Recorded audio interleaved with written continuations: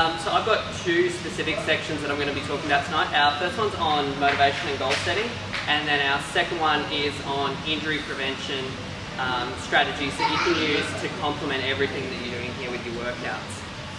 And motivation and goal setting is a really important thing, I think, to start with, because it's part of the reason why you're all here. Like, what are you doing? So I've also included some quotes from a book that I recently read, which was called 3 Seconds, The Power of Thinking Twice, which is a really interesting book. And I've just put a few really simple quotes out of it, but if you get a chance to read it, it's a really interesting book. And what it's talking about is on how not always when we get our first impulses, when we encounter situations, our first impulse or our gut instinct isn't always the best option to look at, because sometimes we're often conditioned over time to take the easy option out. So the biggest block to increasing fitness and health we find with most people is one common thing. Actually, before we start, if you want, there is notes on this in your bag. There's a little double-sided sheet. You can find it's just a loose sheet in there, so if you want to have a look, you can follow along. So the biggest block that most people usually find is procrastination, actually taking that first step. And obviously you guys are well ahead. If you're taking that first step, you've signed up for this great program. So, you're already along the way. And an example of how this guy, Les Parrott, quotes this or frames this in the first and second impulses we look at is the first impulse, or the easy thing, is someday I'm going to do that. So that's our procrastination. They're going to do it one day. But your second impulse, if you stop and think about what would be the best thing to do, is I'm diving in starting today. And that's what you guys are doing here. You're getting ready to increase your fitness levels. So when we look at motivation, we have two different sources of motivation. There's external and there's internal. Now both of these are good motivation. It's not one is bad and one is better. One is bad and one is good. But the problem we have with external motivation is it's things outside of you. So even though part of this competition, some of the motivation is some great prizes and everything at the end, the internal motivation, so what you're getting out of it for yourself, in your own motivation or how you see yourself, that's the overriding thing that's going to be really powerful to you. So one of the things that with internal motivation is it touches on your deep inner why. Why are you doing the program? Why do you want to get fitter? Why do you want to excel at that? And for that you can often touch on what we call your significant emotional event. And we always look at this when people come in to see us as a physiotherapist. Because when they come in with an injury, it's not always just about the injury. We have to look at why they need that injury to get better. Is it because it's holding them back from competing in a finals? Is it because they can't get down and play with their kids because their back goes out when they try and bend over? The same thing happens for you with this program.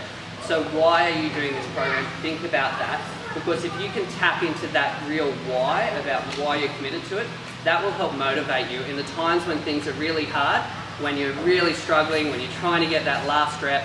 That's what you've got to think about. It's what's going to get you to push over that line.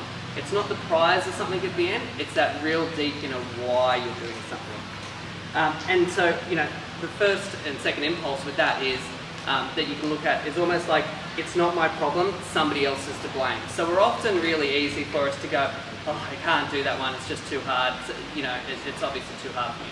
But the second impulse that we can look at is the buck stops here.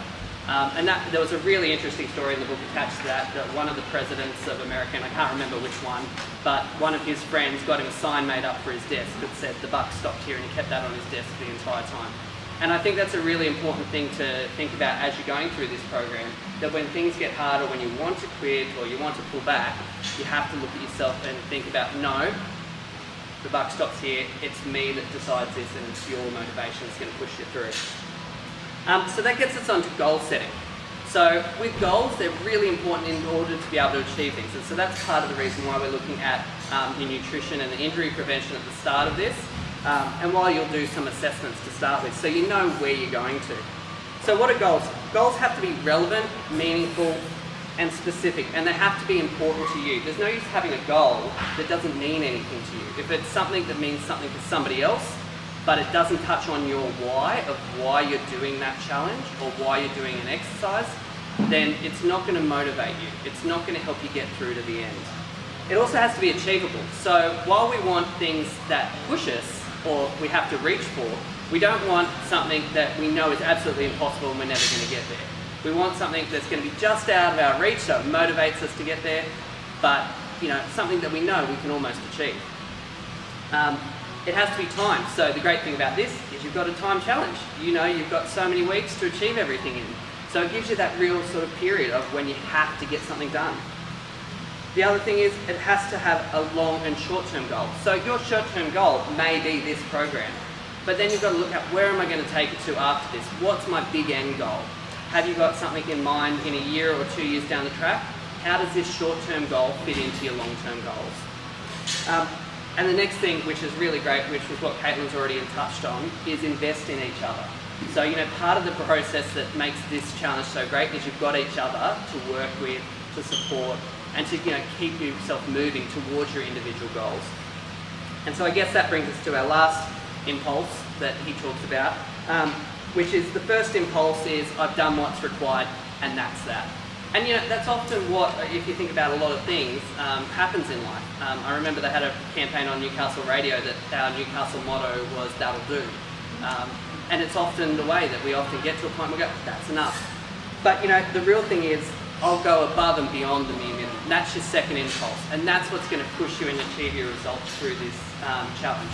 It's not just going the bare minimum, it's pushing yourself and getting that extra mile. So that's what I'm going to talk about goals and motivation. So the clear thing is to make sure that your goal, your motivation, it comes from internal, that it's connected to why you're doing this, and it's an important thing to you, that touches you. Make sure that your goals are relevant to you, that they're achievable, but they're challenging, that they're timed, that they're accessible, that you have a long-term goal to follow on from, so you don't get to the end of that short-term goal and go, well, I've done that, now what? We want the next big thing after your short-term goal has been achieved. And invest in each other, so make sure you support each other.